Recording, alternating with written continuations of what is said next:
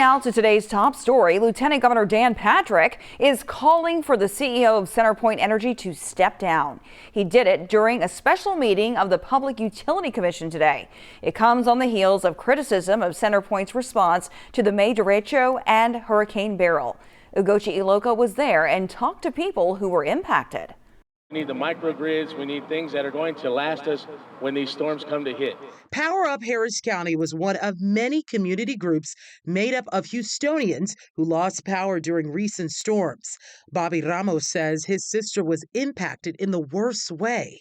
After giving birth, 1 month after Beryl hits, she loses 20 bags of milk pumped. What happened to her is why Ramos wants to see more support from the Public Utility Commission of Texas, also known as the PUCT. We are pushing the envelope when it comes to renewable energy, when it comes to solar powers, and partnering with Texas Climate Jobs. In the PUCT workshop, the commission listened to residents like Ramos, public officials like Senator Carol Alvarado, and Lieutenant Governor Dan Patrick push for accountability when it comes to CenterPoint. Were they acting in the interest of the folks in their coverage area, or were they interested in their bottom line? Why should the people of Texas under CenterPoint pay $800 million for this terrible deal and a profit on top of it? Patrick says CenterPoint spent that $800 million to lease generators the company couldn't even move to respond to power outages during Hurricane Beryl.